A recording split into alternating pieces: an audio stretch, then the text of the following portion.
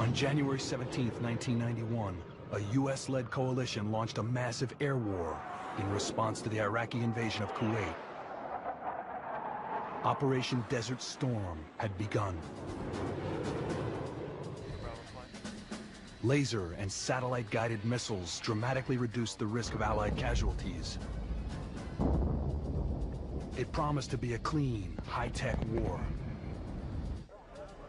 Iraqi President Saddam Hussein vowed to retaliate.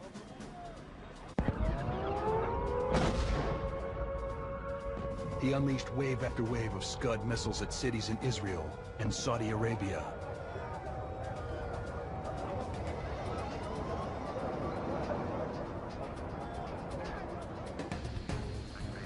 Airstrikes proved useless against the Scuds.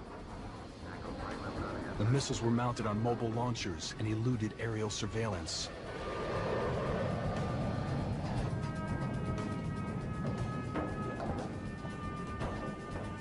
The coalition would have to fight the Scuds the old-fashioned way, with men on the ground. All right, lads, carry on, but listen up. This is the information we've got. A mission this dangerous required a high level of training. Team Bravo 20 of the British SAS was briefed at a forward operating base. Efforts by the coalition air forces to suppress the Iraqi launches of Scud missiles against Israel and Saudi Arabia have been a failure thus far. Formed in World War II, the SAS, or Special Air Service, is the most experienced special forces unit in the world. Key portions of the targets, most notably... The 8 men of Bravo 20 would be dropped behind enemy lines for 10 days. ...not identified before the 17th of January. Their mission, to track mobile Scud launchers along a major supply route, or MSR. Andy, can I have a word?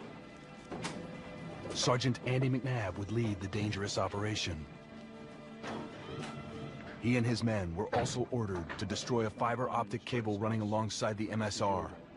Fiber optic cables. Wait, it was a crucial target. The cable linked Scud missile launchers to Iraqi command and control. Missiles?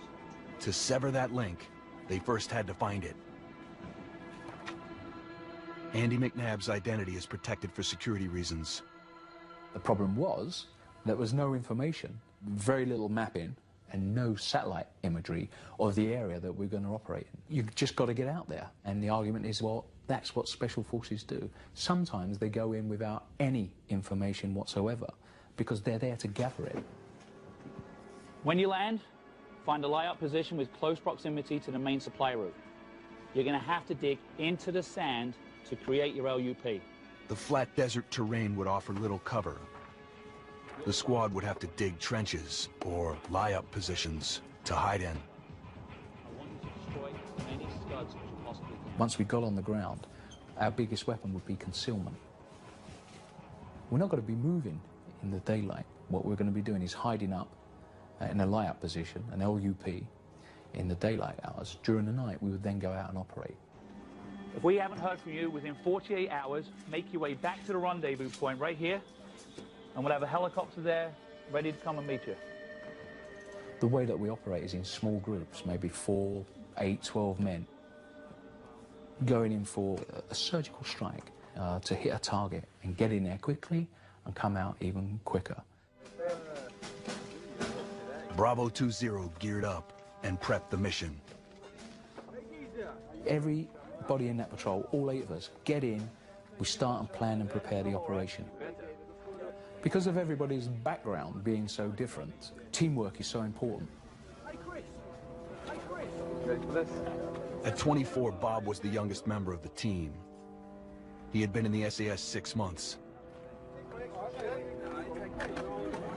Chris Ryan, a 6-year veteran, was the unit's medic. Mike joined the SAS from New Zealand. You've got to move enough weight as it is, you know. Stan, an Australian, was a demolition expert. From a commander's point of view, you're getting a lot of different types of experiences. Everybody feels that they're part of the job. Vince brought 20 years of experience to the team. Dinger had specialized training as a paratrooper. I'm sure those are yours. Yeah. Write your name on them over there. Steve Lane, known as Legs, was Bravo 20's communications expert. The team would use a short burst radio to stay in touch with headquarters in Saudi Arabia. This radio is designed to prevent enemy eavesdropping. As a backup, they also carried a TAC-B, a limited-range emergency radio. For navigation, they packed a Global Positioning Satellite Device, or GPS.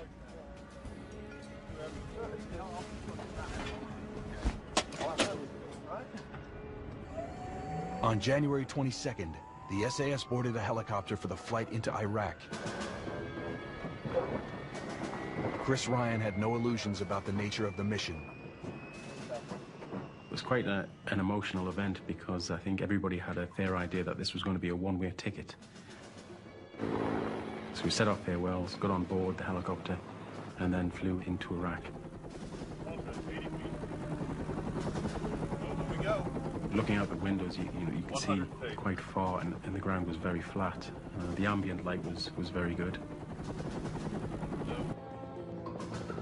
The helicopter raced 20 yards off the ground to avoid enemy radar. The helicopter didn't have any armaments on. I mean, the crew were very brave. If we downed the aircraft, they were just to attach themselves to us, and we would bring them out. These lads hadn't been trained in escape and evasion or anything, so they were taking a huge risk. As soon as we got touchdown, the drill is you get off the back and just lie down and wait till the helicopter takes off, wait till the noise dies down, and you get your hearing back, your night vision, everything.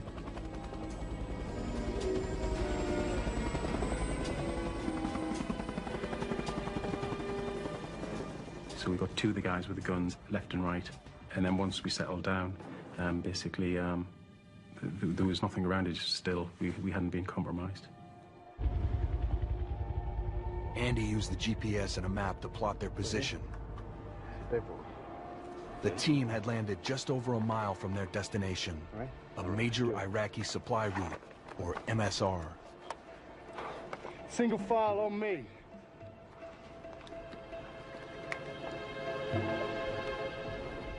The commandos were heavily armed.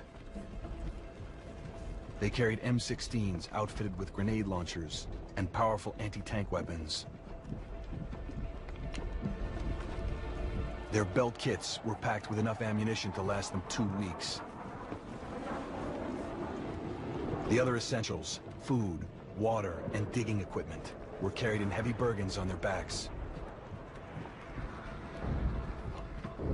We were using an Allied bombing raid that was going on in an airfield about sort of 15 kilometers away as cover to get us in.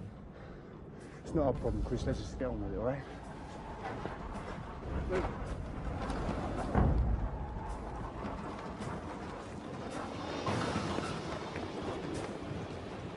By 4:45 a.m., the patrol reached the main supply route.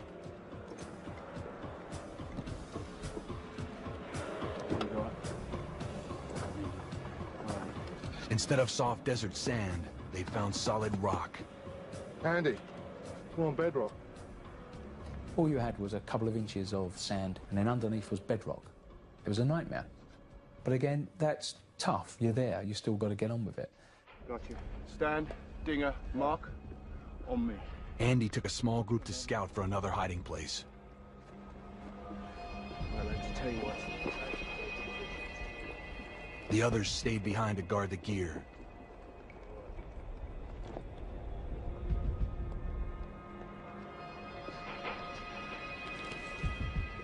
The recon team located a dry riverbed. It wouldn't provide much cover, but with dawn approaching, it was all they had. This'll do. Let's go get the others.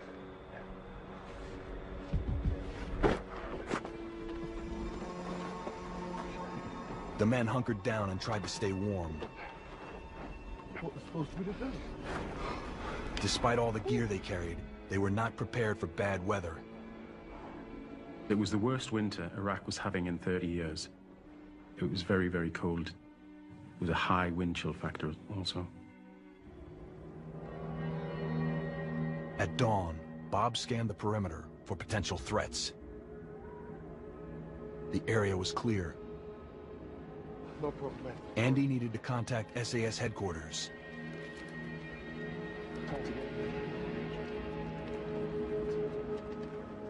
Legg sent the message via short burst radio. Anything? It's not going through. Something's wrong with the signal. It's all tapped in. It's not transmitting. The radio wasn't working. In the rush to deploy, it had been encrypted with the wrong frequencies. All right, boys, that's it. It's the radio. It's nothing to do with us. We'll do an exchange, all right? Andy was unconcerned. The team had planned for contingencies. If they failed to establish communications within 48 hours, headquarters would send a helicopter to a pre-arranged rendezvous point. The plan was that 4 o'clock that following morning, a helicopter would be there. So that was no problems. We're still going to be operating. We'll get a new radio and we'll carry on. The communications breakdown was a nuisance, but the mission plan was intact. They had to find the fiber optic cable. The problems that we had was that we didn't exactly know how it was marked.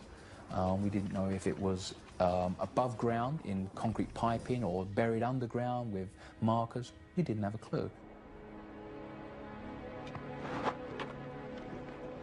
At nightfall, Andy led a small reconnaissance patrol to search for the cable.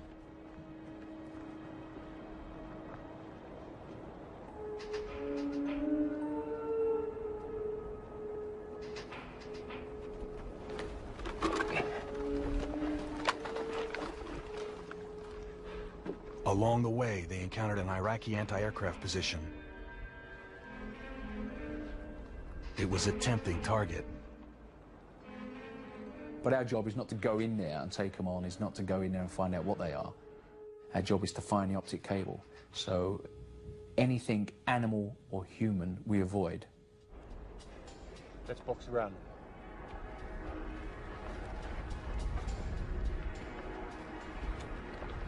They moved carefully around the Iraqis.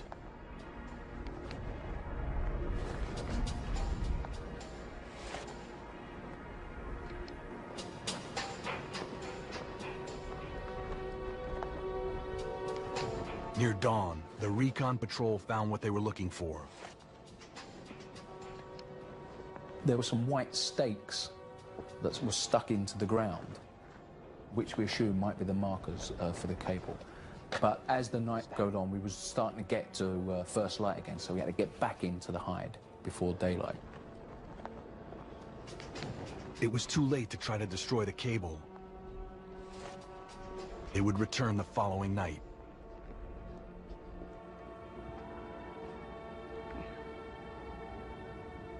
The next morning, the SAS had company.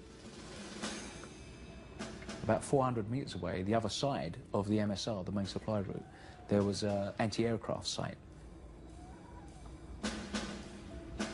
And what we presume, it was the guys we met the night before that have driven to their position. It didn't present a problem to us at that time, purely because we were hidden. They're not going to send out clearing patrols. They're so far in their own country. So there was no change to the plan.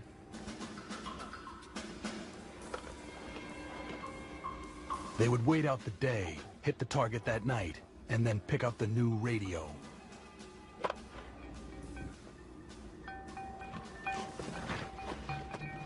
And we started to hear goats moving across the high ground, you know, just about 5 meters above us.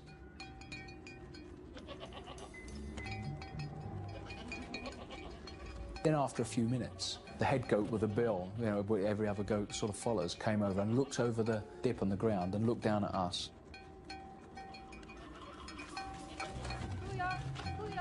And then we could hear a small child's voice, you know, maybe, I don't know, 5, 6, 7, 8, you know, I don't know.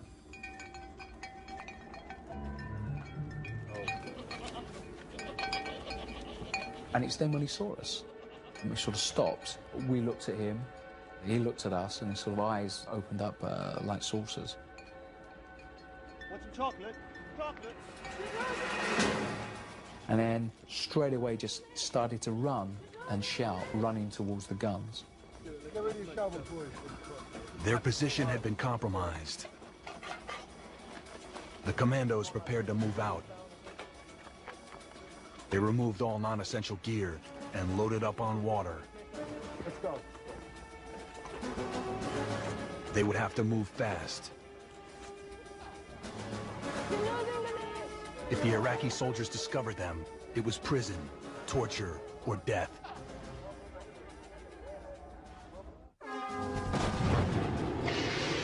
In early 1991, a U.S.-led coalition launched Operation Desert Storm. 3 days later, an elite team of British SAS commandos infiltrated Iraq. Their mission, to disable the enemy's Scud missile system. But within 24 hours, the team's hiding place was compromised. A platoon of Iraqi soldiers was camped 200 yards away. The commandos had extensive training in escape and evasion. A dry riverbed, or wadi, provided an escape route. Chris Ryan, the team's medic, took the point. And we kept to the left-hand side of the wadi whilst we're walking out in single file to keep out of view of the anti-aircraft positions. And what we'd done is we put our shamags over our faces to cover our faces, thinking that we could possibly bluff them. They were probably the last people to think that there was coalition forces this deep inside of Iraq. Sergeant Andy McNabb was commander of the unit. And then all of a sudden, to our left, coming from the area of the MSR, we heard tracked vehicles. Hold! Stand your ground! Can anyone hear it? I can't see. What are we going to do? Are we going to keep on moving and outrun them? That's not going to happen. Or are we going to stand our ground? And the commander gave was stand your ground, because there's nothing else to do.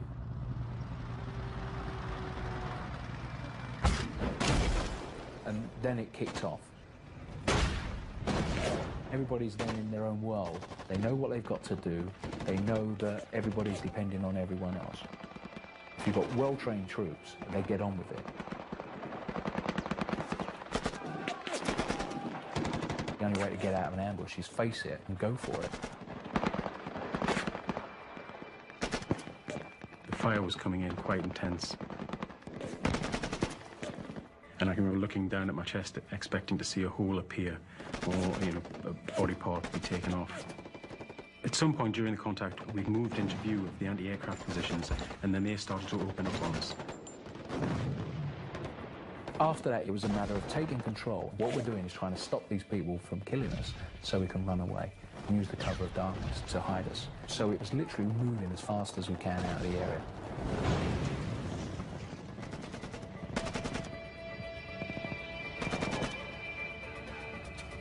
The SAS decimated the entire Iraqi platoon with superior firepower.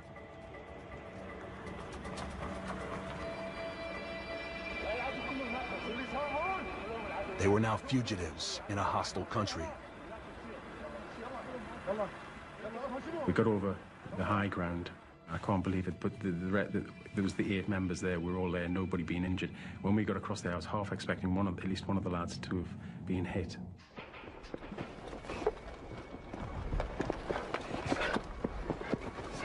By nightfall, the team had covered 8 miles. What about the radio, Lex? I had to trap it. It's not a problem. Gotta make the RV. That's it. To make distance between us and the Iraqis after that firefight and the contact, we ditched our Bergens, our equipment. All we had left was our belt kit, and that, you know, carries the most important things, which is ammunition and water.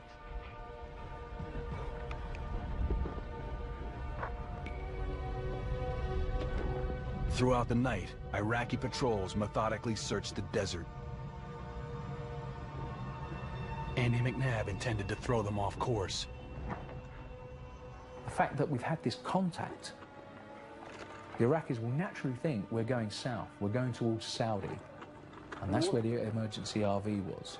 So even if the helicopter did get in, will it be able to pick us up?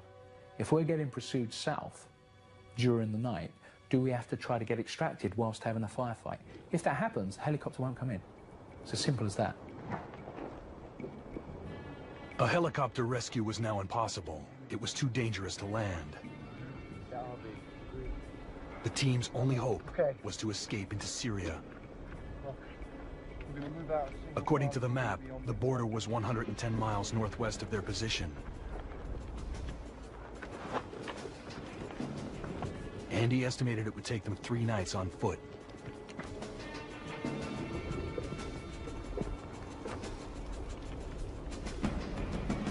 Once we realised we were in an escape and evasion situation, our mindset just changed, and we all accepted that we are now on the run.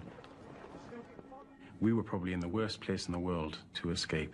It was flatbed rock, there wasn't any cover, there was no foliage to disappear into, there was no water, and the ground was very hard to travel over and to navigate over as well. 30 miles into their journey, Andy noticed that Vince and Stan were falling behind. Vince, what's wrong with the leg? Vince had injured his leg during the firefight. Chris, Dinger, take Vince's weapon. He was too weak to carry his weapon. Stan was starting to dehydrate. We stopped, we rested, got fluids down him, helped Vince and the leg injuries as much as possible. I put them in front of me, and then I put Chris out in front as the lead scout.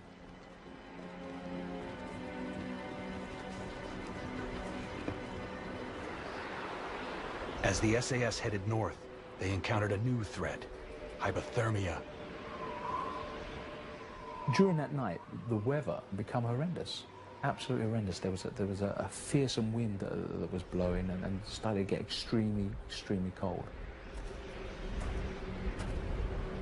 As the temperature dipped below zero, the men were in danger of freezing to death.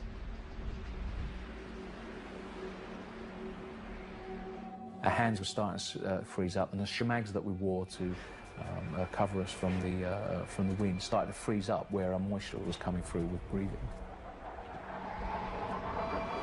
Over the roar of the wind, Andy barely made out the sound of Allied aircraft overhead. Gotta stop and try the tack bay. He told Vince to stop and to pass the message down the line.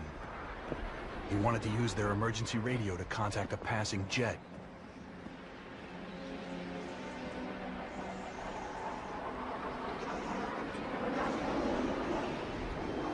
Hello, any call sign?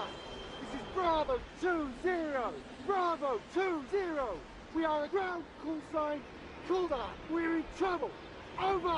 Bravo 2-0. You're very weak. Turn back north. Turn back And north. then Over. the signal faded. At that time, it was great, because what it meant was that they were aware that this call sign Bravo 2-0, they could work out where we roughly were and that we existed, and we're in trouble. Andy turned to tell Vince, but he was gone. Visibility was poor. They could see nothing but blowing sand. Where've they gone? Where've they gone? Chris, Stan, and Vince had vanished. 2 of them were injured. They would be lost without the GPS. As the temperature dipped below zero, Andy knew they had to be found, and quickly. Chris!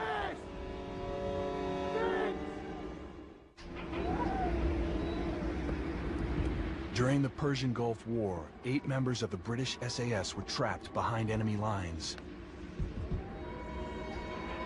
Pursued by Iraqi patrols, battling icy winds, the team struggled to make it to the Syrian border. Gotta stop and try the tack bay. Sergeant Andy McNabb lost 3 of his men when he stopped to use the emergency radio.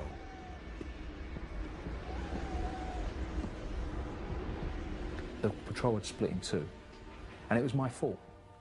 What I'd done, I told Vince that we were going to stop, expecting him to pass it on the line, so everybody knew what was going on.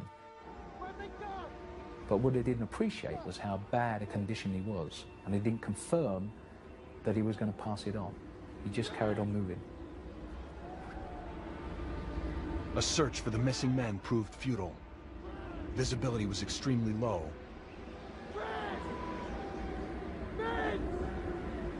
Andy couldn't risk the lives of the rest of the team.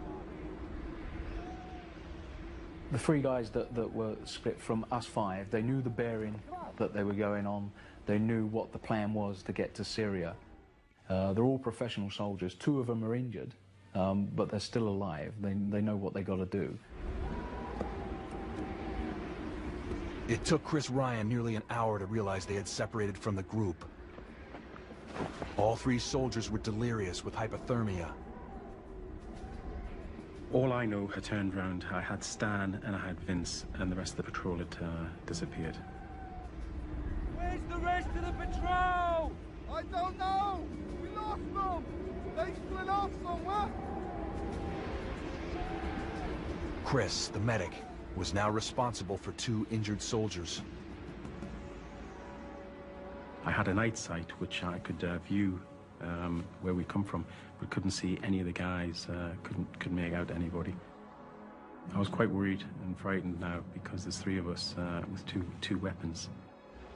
The other group of 5 had a GPS and the machine guns. Chris urged Vince and Stan on. The Euphrates River was 70 miles northwest, a 2-day hike. There they would refill their canteens and cross the border into Syria. But for now, they needed a place to hide.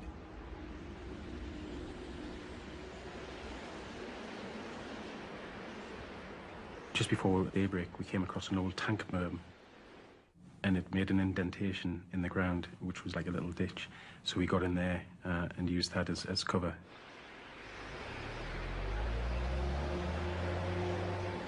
I had a look around as daylight came up, and I could see a box-bodied vehicle with at least 2 Iraqis around it. All they could do was keep still and hope they were not discovered. The wind chill was severe. Chris and his men were in danger. And I've worked in some of the coldest places on this earth, and that day was the longest day in my life. We were freezing. We were freezing to death.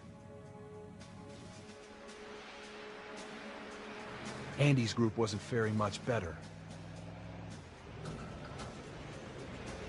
A burial mound provided minimal cover.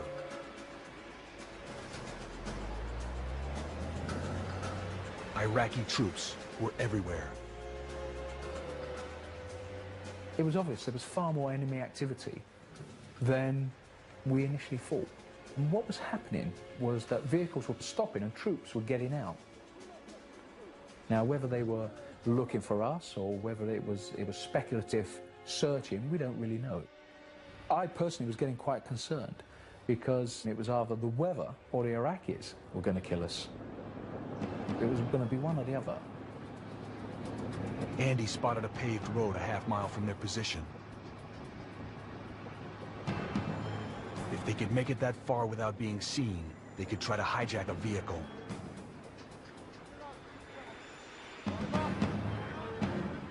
At nightfall, they would sneak down to the road. But for now, they had to survive another day of sub-zero temperatures.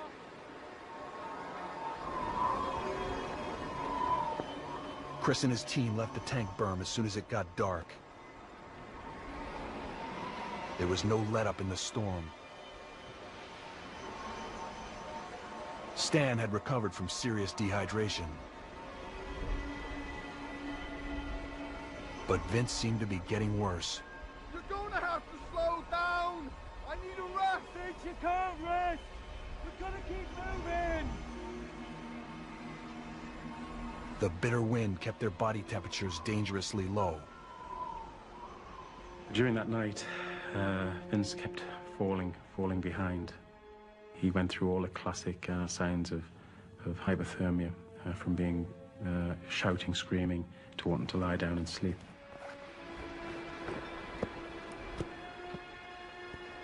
Chris knew they couldn't survive these conditions much longer. Hey, we're coming off. The men were already disoriented. It was a struggle to stay on course. Andy and his men reached the road. The storm had finally passed over them. After hours of waiting, they saw headlights in the distance. If they wanted to get out of Iraq alive, it was now or never.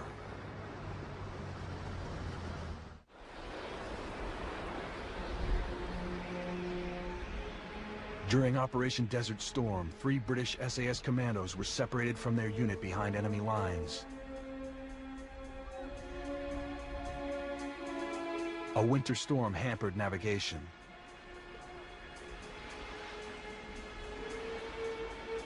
Hypothermia quickly set in.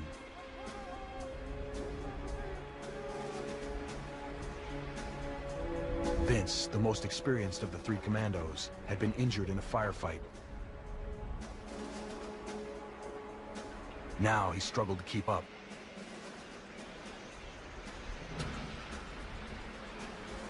By the time Chris and Stan realized their teammate was missing, it was too late.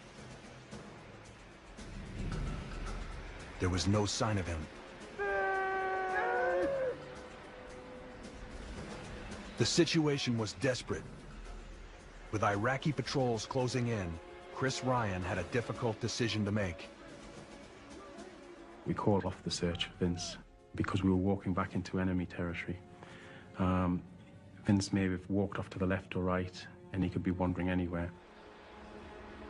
I know in my heart of hearts that man probably laid down and went to sleep, and he died that night. Chris and Stan had to go on. It was 54 miles to the Syrian border. Out of range of the storm, the rest of the unit staked out a road. Sergeant Andy McNabb and his men were in bad shape, but they had a plan. If they could hijack a vehicle, they could drive across the border.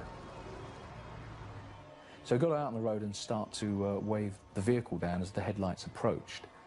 What it was a 1960s New York taxi cab. You can believe it.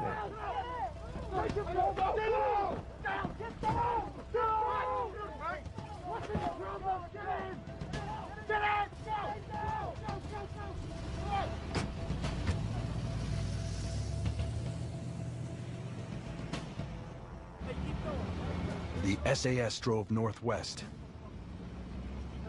They were now just 35 miles from the border.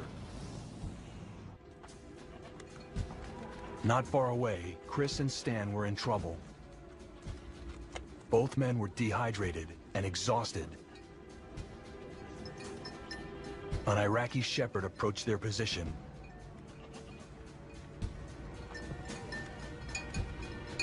In desperation, Stan blew their cover. How you doing, mate? How you doing, mate?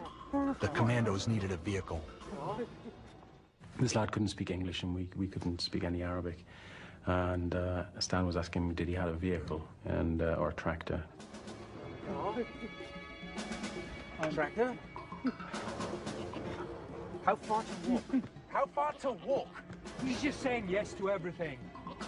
Listen, I'll take him and see if we can get a tractor. Stan insisted on taking the shepherd in search of a vehicle. I was against it because it was breaking SOPs. Stan left his weapon and webbing with me. And I said, I'll be leaving this location at 6:30. If you're not back, I'm going. Hold on to it, Stan. And I said, if you change your mind, just shoot this guy and come back. By now, Andy and the rest of the team were approaching the border. With no Iraqi patrols in sight, it looked as if the carjacking had paid off. Chris's situation was grim. It was nearly dawn, and Stan had not returned. He needed a place to hide. I looked over my shoulder, and there was a set of lights, and I thought, great, he must have gotten a vehicle, and, he was right, and I was wrong. And within a short period of time, there was a second set of lights. Chris knew he was in trouble. First vehicle came to within about probably no more than 100 meters.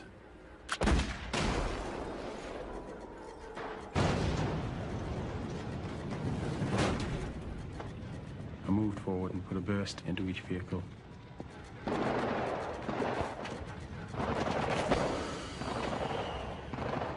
And then just basically turned around and then started legging it back in the direction that I'd been. There was nothing came out of them. There was no returning fire, nothing. Chris Ryan was now on his own. Sergeant Andy McNabb and his men were 7 miles from Syria and safety. We had no definite sort of road system. So basically we were heading northwest. So as we drove along the road, if we came to a junction, whatever was going northwest or in that general direction, we'll take it and just keep on trying to get to that border. We eventually got within 11 kilometers of the border, where we got caught in a line of traffic for a vehicle checkpoint. Iraqi soldiers were moving down the line of trucks and oil tankers and vehicles. Eventually they would come to our taxi.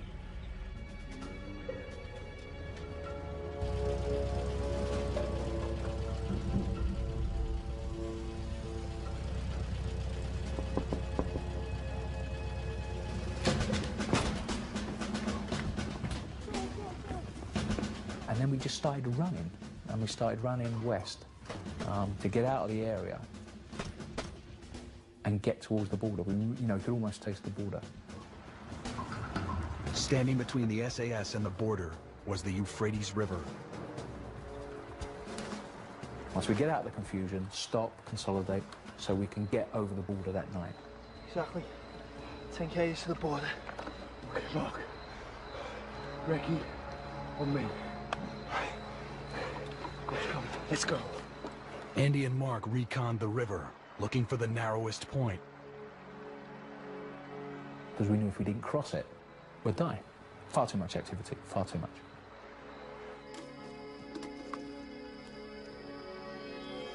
They discovered an Iraqi patrol on top of their position.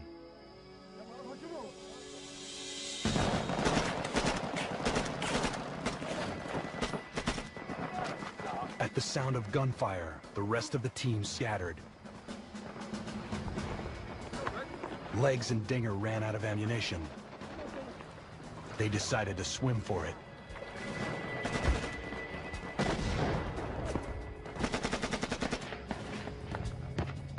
Bob was forced into the open and gunned down.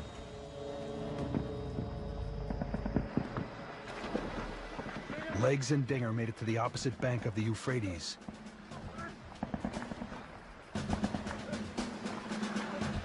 The half-mile swim in freezing water nearly finished them both.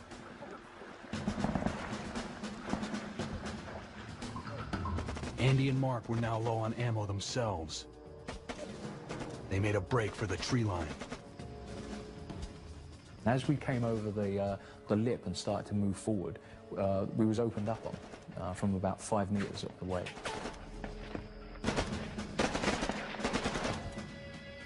Andy's clip ran empty.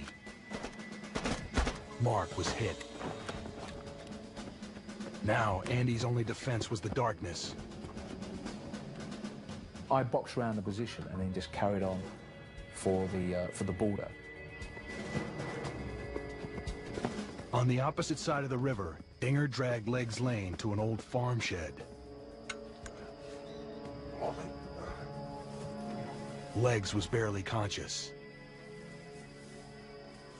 He could go no further.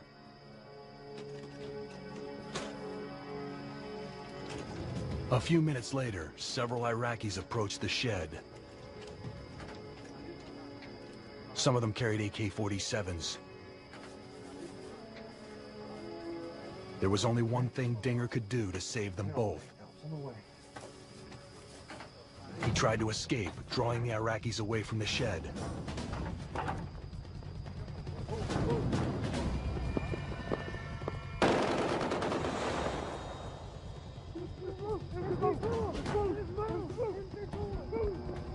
Despite Dinger's sacrifice, Legs was too far gone.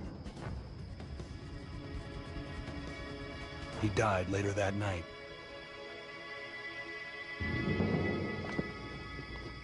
Chris struggled to keep going. I had still my M16 with 2 or 3 rounds and the ammunition. Basically, from that point, I was just legging it. I knew I needed to get some water. I hadn't drank in 2 days.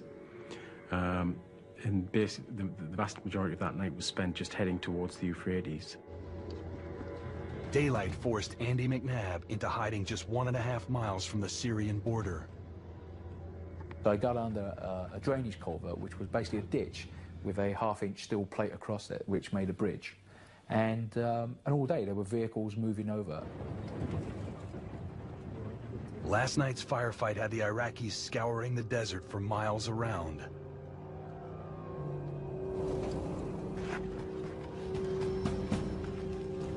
They searched every possible hiding place.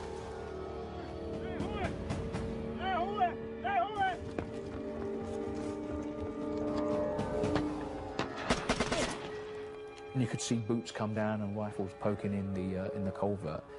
2 guys dragged me out, and they dragged me out. I was on my back.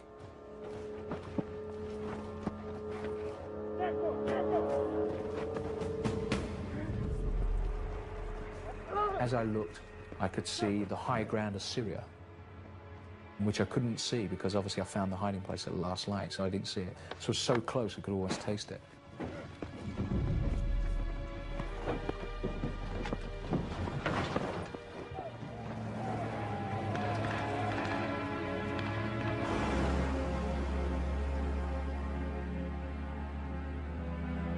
Andy was taken to a military camp near Baghdad. Iraqi intelligence had learned that over the last 5 days, British commandos had killed 250 of their soldiers. Now they wanted revenge. Andy knew the Iraqis would stop at nothing to uncover the SAS mission.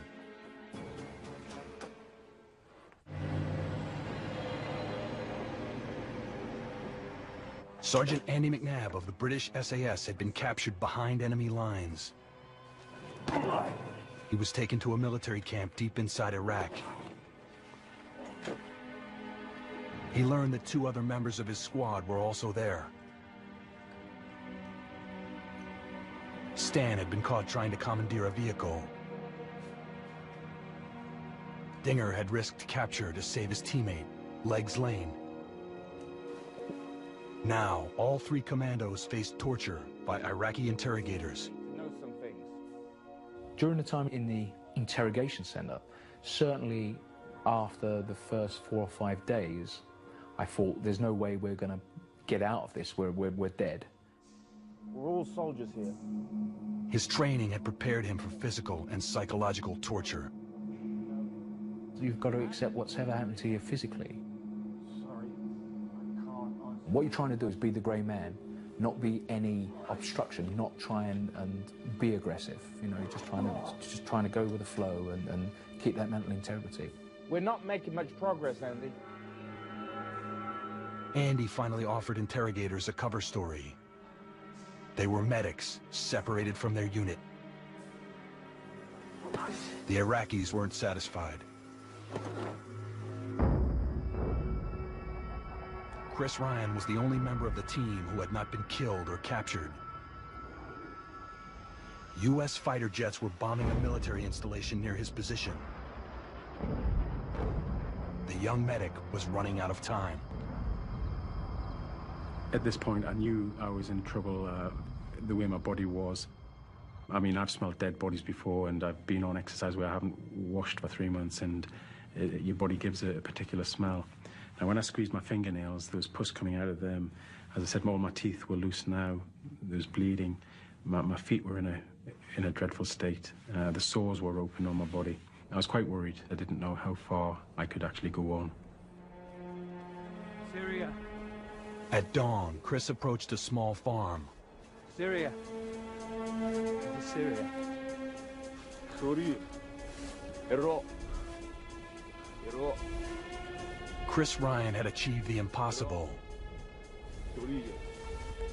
Without food or clean water, he walked 180 miles in 7 nights to reach the safety of Syria. At the same time, 3 of his teammates were being held in a prison near Baghdad. Their situation was grim. The cells were filthy and freezing. I want to speak to your officer. The beatings came more often. I want to speak to your officer. After 8 days of torture, Andy decided his men had held out long enough. I'm a member of a close observation platoon. Andy told the officer a modified version of the truth. They already knew much of the information he gave them, and this helped verify his story.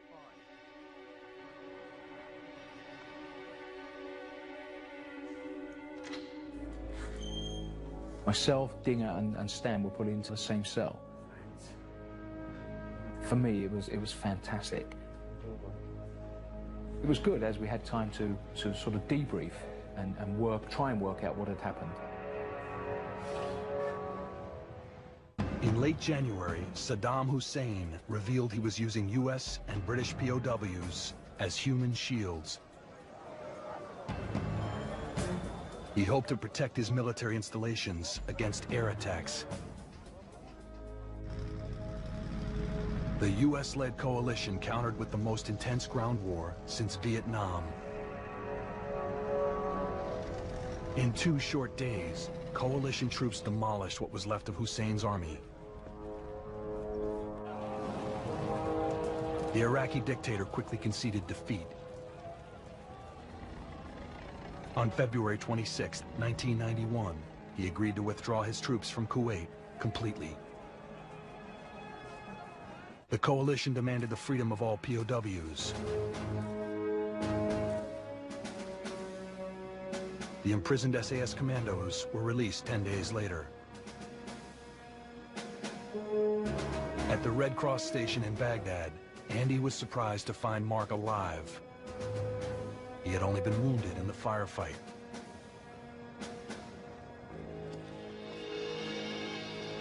Five members of the team survived. 3 did not.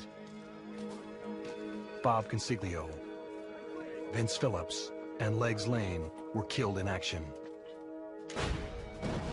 The men of Bravo 2-0 risked everything to accomplish their mission. Their courage and their sacrifice will never be forgotten. Boy, you better be paying attention.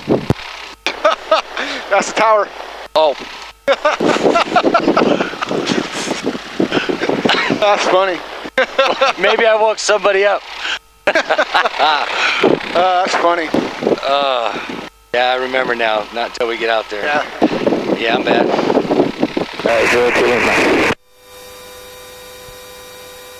I got a quick last minute check the brakes there. That was good. They held for me.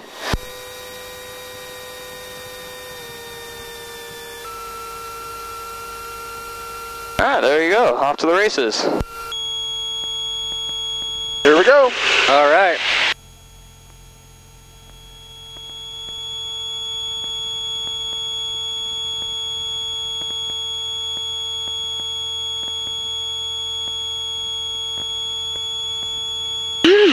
Wow. Here we go. Set. Power's coming in. Good engine. Brake release. Full power. And the good engine airspeed is alive. A little bit of gusts coming in. Full control down the runway. 70, rotate. And gear is coming up.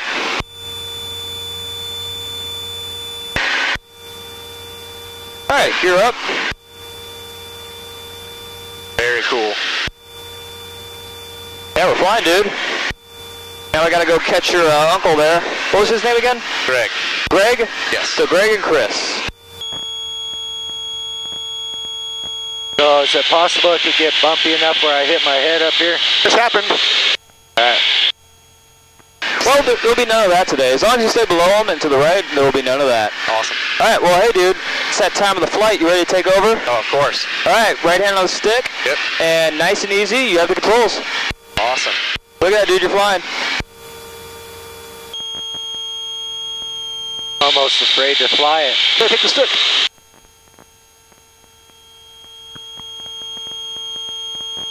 All right. Yeah. There's Knott's Berry Farm. How do I know? Huh? Knott's Berry Farm right down there. Alright. It's a beautiful day in the neighborhood. Oh, yeah. I guess Greg is flying as well because he's going all over the place. Yeah, who knows? It could be either of them at this point. I really don't know. Alright, let's stay below them. Yep. That nose always supposed to be up like that? On a climb, yes. Wow, this is going to be weird.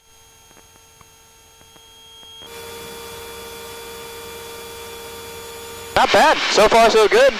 Usually, in the first 30 seconds, everyone's all over the place, so it's pretty good that you're at least in the hemisphere. Yeah. Alright, it's climbing, so pull back on the stick some. Not too much. Coming a little bit to the left. And then when you kind of left, you're going to have to eventually correct back to the right to stop your travel towards him. Yep. Actually, I can kind of tell you have some of that sim time because you have a better finite control of the stick than most people do. Good job. It's a good start. Well, thanks.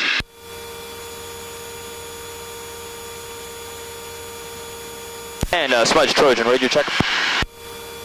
Yeah, loud and clear.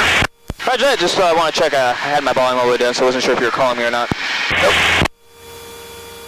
Air combat at 2,700. Get it all. Hopefully I can fight through this, buddy. As long as you tell me everything's gonna be alright. Everything's gonna be alright. Hey, the practice area frequency is 121.95, right? Affirmative. Okay.